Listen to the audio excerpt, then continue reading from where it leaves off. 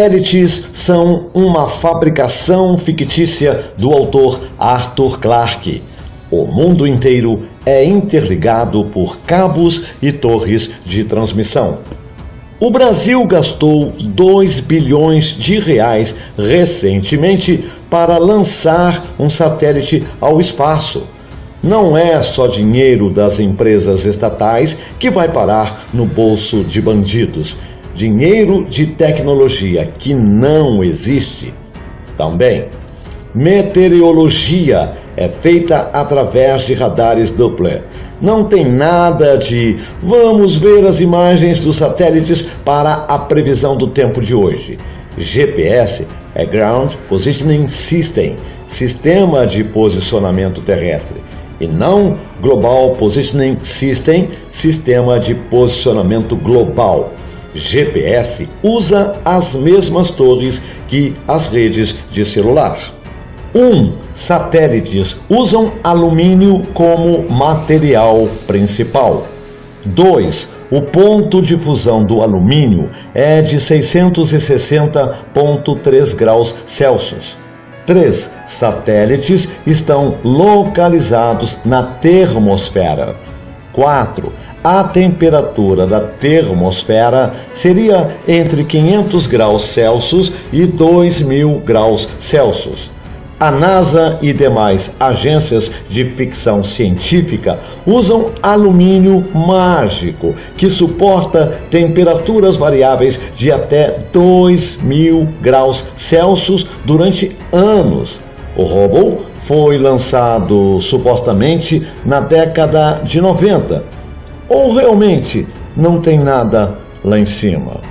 A desculpa da pseudociência é a seguinte: não tem moléculas de gás o suficiente para transferir todo esse calor. Então, como que sabem que tem todo esse calor se não tem moléculas de gás o suficiente para tirar uma medida? Como que alguém pode tirar a temperatura? E estamos falando de 2.000 graus Celsius de moléculas de gás voando no espaço. A termosfera é supostamente composta de oxigênio, nitrogênio e hélio. Se a temperatura desses gases consegue chegar até 2.000 graus Celsius, então deveria existir uma camada de fogo perpétuo ao redor do globo que deixaria o planeta inabitável. Experimento. Medindo a diferença de calor entre objetos aquecidos dentro e fora de um vácuo, usando uma lâmpada de infravermelho de 100 watts. Resultados: termômetro fora do vácuo levou 2 minutos 25 segundos para aumentar a temperatura em 3 graus Celsius. Termômetro dentro do vácuo levou 2 minutos 20 segundos para aumentar a temperatura em 3 graus Celsius. Em seguida, utilizou-se uma lâmpada incandescente, convencional, como fonte de calor. Resultados: termômetro fora do vácuo levou 2 minutos 16 segundos para aumentar a temperatura em 3 graus. Termômetro dentro do vácuo levou 2 minutos 12 segundos para aumentar a temperatura em 3 graus Celsius. Novamente, a temperatura aumentou mais rápido dentro do vácuo.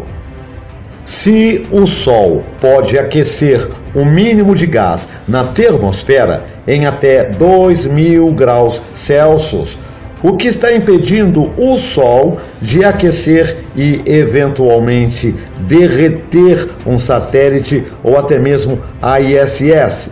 Agora, imagine alumínio sofrendo variações de temperaturas entre 500 graus Celsius e 2.000 graus Celsius durante 15 anos. É uma série de absurdos que, quanto mais você pesquisa, mais ridículo e improvável que vai ficando. Satélites, nesse caso, não existem, porque são impossíveis e a física experimental prova isso. Sabe aquele pontinho de luz que a TV Globinho vive dizendo que vê no telescópio, que é a prova de um satélite? Então, até parece que alguém colocaria um pedaço de metal nas piores condições climáticas, onde é impossível fazer manutenção. Pode ser atingido a qualquer momento por um meteorito, assim tirando a comunicação de milhões de pessoas, enquanto torres não têm esse problema. São milhares de vezes mais baratos e um balão da NASA é o suficiente para enganar qualquer astrônomo amador. As supostas propriedades refletivas da ionosfera tinham de ser descobertas, ou seja, fabricadas depois destas emissões, a fim de explicar esse fenômeno. Estas transmissões iniciais utilizavam níveis de potência muito elevadas. Décadas mais tarde, os Estados Unidos e outros países criaram leis para limitar a potência máxima de transmissões a partir de torres que estão em vigor hoje para evitar chamar a atenção para essa realidade. A torre de rádio de Warsaw era a estrutura mais alta do mundo, até o seu colapso em 8 de agosto de 1991. Era a segunda estrutura mais alta já construída, sendo superada pela Burj Khalifa, concluída em 2010. Os sinais dos seus 2 transmissores megawatts poderiam ser recebidos no mundo inteiro. Se as ondas de rádio fossem magicamente refletidas da ionosfera ao longo de todo o trajeto em torno da esfera, então, logicamente, continuariam sendo refletidas em volta de todo o globo e iria acabar interferindo com ela mesma. A coisa toda se tornaria um padrão de interferência e ninguém iria decifrar qualquer coisa de qualquer lugar. Antenas de rádio são direcionais. Você precisa apontá-las na direção certa para obter um sinal decente. Se o espelho-céu está refletindo o sinal em todos os lugares, então como é que você sempre precisa orientar a antena para o local de transmissão? Você precisa colocar sua antena no alto, como em um telhado. Se o sinal estivesse saltando por toda parte, então isso não faria qualquer sentido. É pela mesma razão que uma torre de transmissão é alta, para reduzir o número de objetos entre a antena e a torre. Como as ondas de rádio são muito parecidas como as ondas de luz, então você sobe mais alto para ter uma visão melhor e faz torres altas e antenas altas para ter um alcance maior.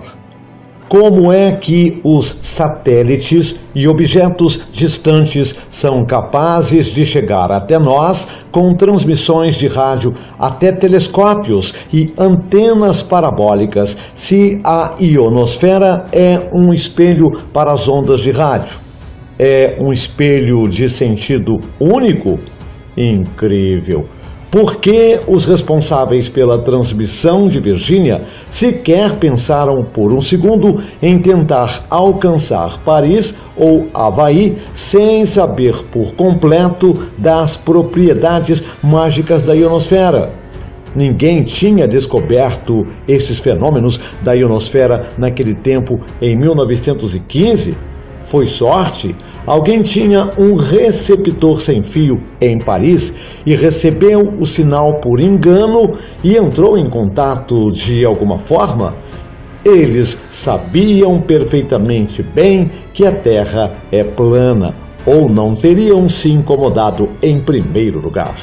Se o céu fosse um espelho mágico de rádio, fazendo as ondas atingirem o solo milhões de vezes em zigue-zague, do solo ao céu no caminho percorrido, você sabe quantos pulos ele faria? 1. Ele seria absorvido na primeira colisão com o solo. O chão não é um espelho de rádio. Uma antena parabólica tem um formato redondo, ao contrário de antenas de TV aberta, porque é a forma mais eficiente de receber aquele sinal específico. Não é prova que está recebendo sinais de um satélite. Cabos submarinos é como nos comunicamos atualmente, através da internet. Esses cabos transoceânicos de fibra óptica realizam 99% de todas as comunicações. Os outros são feitos por torres em terra firme. O primeiro cabo transoceânico, um fio de cobre telégrafo, foi colocado no Atlântico em 1866. Sim, isso tem sido feito desde 1800. Os cabos, nas décadas seguintes, seguiram as rotas de navegação da era colonial, e muitos cabos modernos seguem estas mesmas rotas até hoje. Satélites em órbita ao redor da Terra são uma farsa. Os únicos satélites são fixos ou montados em prédios que só se conectam com outras antenas parabólicas. Seus feeds sempre vêm de cabos submarinos. GPS ou radiosistema de posicionamento também não usam satélites para funcionar. Não faz o menor sentido colocar equipamentos fora da Terra sujeitos a qualquer interrupção eletrônica, seja por radiação solar ou supostas poeiras espaciais e meteoritos.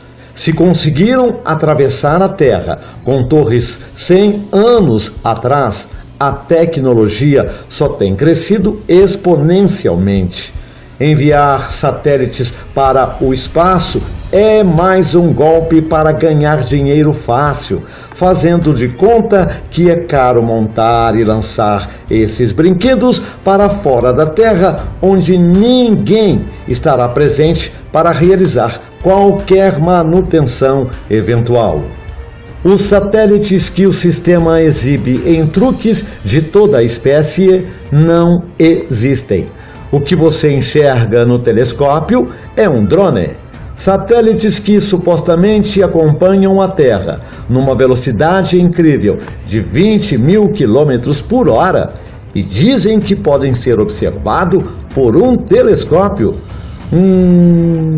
Tudo funciona com cabos submarinos e torres em terra seca. A internet inteira está conectada intercontinentalmente através de cabos no oceano e nos países através de linhas de telefone e torres de celular. Que tipo de conexão que esses satélites usam?